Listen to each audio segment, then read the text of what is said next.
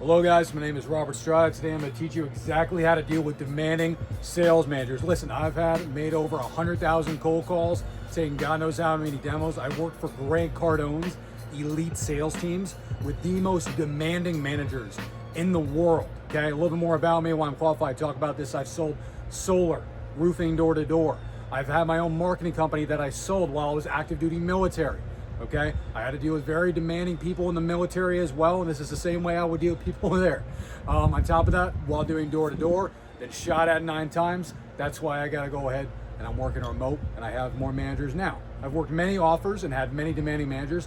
At the end of this video, you're gonna have exactly how to deal with them. You'll have no more questions. This is the formula. All right. Number one, what you need to start out with is understanding their position. Okay. Who is the first person to get fired if the sales are down? You have to understand it's the sales manager. He's the first, his head is the first one on the chopping board. It's not yours, it's his. You have empathy. That's something Voss is going to teach.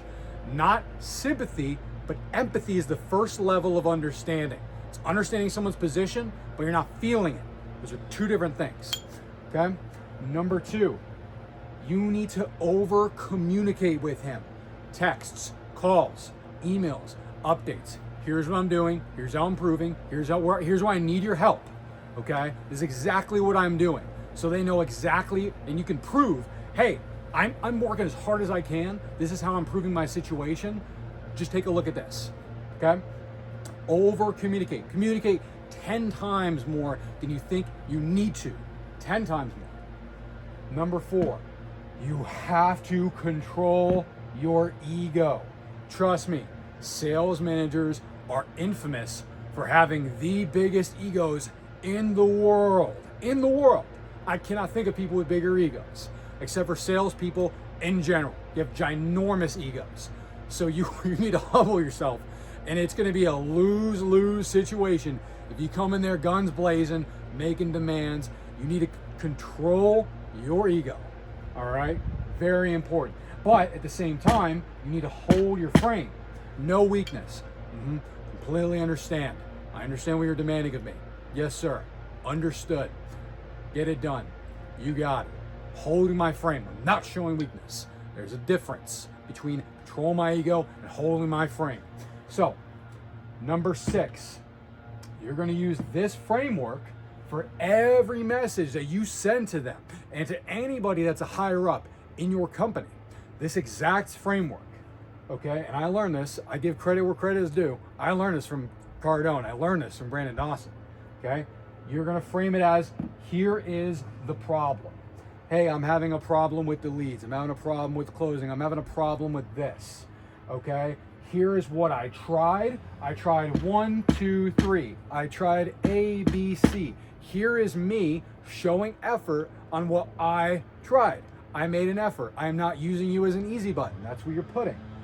Number 3, here's what I suggest, okay? I'm not just dumping a problem on your desk. I'm making your life easier by suggesting a potential solution because I'm a human being with a brain and I'm in the field and I'm on the other side of the phone. Here's what I suggest. I suggest A, B, or C, and I'll list out 3 options, okay? Here's the problem. Here's what I tried. Here's what I suggest. You don't want to be the guy that's using him as an easy button. Nobody likes that. People hate that stuff. And when you do this, guess who he's probably going to promote? He's probably going to be the guy that's able to think for himself and can make solutions and things quick on his feet. Okay? So statistically, by the way, salespeople statistically are the number 1 people to get promoted into leadership positions. So you got to know that. You got to understand that this is all a test. And this is something you can turn it from a tragedy to a victory. We'll go over that later too. Number 7, your 3 top takeaways. After every major company meeting and after every one-on-one, you are going to email him your top 3 takeaways. Thank you so much for the meeting. I found it so valuable. Here are my top 3 takeaways every single time. It's very easy. It's very short. Just when you're in the meeting, just think, like, know in your head, I'm going to send this email afterwards. What are 3 takeaways that I can send to them? When you're in the sales meeting, take little notes. Okay, these are the top 3 I got away. When you do that, you're going to stand out. You're going to stand out a lot. Nobody does that. Okay? So you're going to send your top 3 takeaways via email. CC somebody. CC the owner. CC a VP of something. Show them. Get all up in their face. I'm responsible. I'm committed. I'm improving. Promote me. I want to be the guy that when a promotion comes, you promote me. I want to be the first name that comes to your mind. Nobody else should even be competing for that position in your mind. It's me. Okay? The obvious choice is me. So that's what I want to go through their mind. That's the goal here. I want to annoy them with questions. I want to annoy them with questions. Okay? It's not going to be a byproduct that I'm annoying my manager with questions. That is my goal. My goal is I want to annoy them with questions. If you go in a job interview and you don't ask questions, they're not going to hire you. Hey, what is expected of me in this role? If you're in a job interview, what are you expecting of me? How soon can I get like a role? How soon can I get a promotion? No, that's not the right question. But you need to ask questions. What are the company's standards? What is the company's mission? What do you expect of me? How can I be the best service to the organization? What does the organization stand for? Okay, that's in a job interview. I'm asking him questions. Hey, like, look, I'm trying to get better on this call. Can you review this call? Hey, can we have a one-on-one so I can ask you a couple questions? Like, hey, I'm really trying to improve here. Like, can you help me out with this? I have a question about this product. Can you help me get sold on this product so I can go ahead and tell the customer about it better, so I can improve my sales, so I can make your life easier? I want to annoy him with sales. That is the goal. With sales too. I want to annoy him to blow up his group chat with the wins. But I want to annoy him with questions. Number 9. Never make demands. Never make demands. Let them know how your rise will help them rise. Okay? If you're asking for a promotion, you're not going to say, by the way, it'd be wild for a salesman to ask for a promotion or a raise. But you're not going to go in saying, hey, look, I've been working here for 5 years and I'm making BS money. I want a promotion. I want it now. Let me know how that conversation goes for you. Go ahead. I would love to see that one. That one probably went real well for you, didn't it? And it makes you look like a jackass. So you're going to say something like, hey, for example, hey, look, I really appreciate, thank you so much for the opportunity to work here. I'm respectfully requesting that I get the opportunity to do XYZ. The reasoning is because one day I want to go into management and make your life easier. In order to do this, I need more exposure to XYZ. You're sending them an email like, hey, look, I need to get more access to training and more one-on-one sessions. So I need more hours. I need more support so I can make your life easier, because I'm going to be a manager like you one day. So I will be able to rise. I'll make your life easier. You're describing, however it is, in the email, in the one-on-one, how I can make your life easier, how it's in your best interest to help me. That's how you make a demand, okay? How can I help you? It's not like, I've been here for 5 years and you get your crap together. No, that will never go down well, ever. You will get fired on the spot. If not, if that's like, if you don't get, obviously you're not gonna get promoted, okay? Okay, I'm gonna tell you a couple stories on these ones. Number 10, you need to set firm boundaries and standards, okay? With Grant Cardone's organization, they bled me like a pig, and I let it happen, and I wanted it to happen because I thought I was invincible. I would start cold calling at 6 a.m. to 11 p.m. I am not exaggerating. To this day, I have made more cold calls in a short period of time, like a year, 6 months, than anybody else that has ever worked at that company. Listen, I love those people. These people are like my family.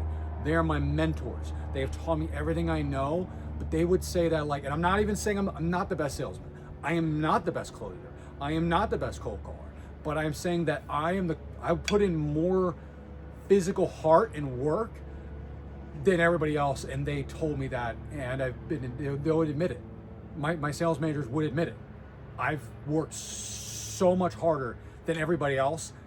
The guy was in second place, I tripled his work output. Tripled, didn't double, tripled, okay? I was calling on Sundays, morning to night, Saturday, morning to night. I had no life. And then when I did that, it was expected of me. What do you think happened when I did that? Kind of spoiler alert, they expected. I was supposed to, give you a spoiler alert there. But I worked every single day. I skipped lunches. I took everybody's demos. I took every call. I called back. If somebody burnt a lead, I was calling them back. If I blew somebody out of the water, I'm calling them back. If there's a lead that nobody wants to talk to, I'm the guy, okay? And I had to, and it was expected of me. And I'm working Thanksgiving, and I'm working Christmas. And guess what? When it's expected of you, you screwed up. So now you got to correct. You got to set a boundary. Hey man, look, I don't care if a new lead comes into the CRM and it hits my phone. I'm not taking a call on a Sunday, ever again. I don't care. If I'm getting dinner with my wife, and you're not going to use this tone when you're saying it to them, obviously, but if I'm having dinner with my girlfriend on a Friday night, I'm not going to take that call. Okay, I'm not going to. All the other sales guys, when they're coming in at 8:30 and they're like getting their coffee, they're getting their call reluctance, they're starting their real calling at 10 a.m. and they're taking a lunch break at 12, and it's going a little longer than expected till 1, and they're talking with the coworkers at the coffee machine. Look, I'm not saying you should be that guy, but I'm saying you gotta set boundaries. Look, I don't take calls before 8 a.m. I do not take calls before 8 a.m. I do not take calls after 6:30 p.m. or 6 p.m. 6 to when I go to bed is learning time. Saturday and Sunday is learning time. If I'm calling on Saturday, it's between like 10 a.m. to 2 p.m. Okay? Those are when I'll take a call. Besides for that, no, maybe you don't even want to take weekends. Maybe you don't. It's up to you. But the point is that you need to set firm boundaries and standards. This is where I stand. This is what I need from you. This is what's going to happen.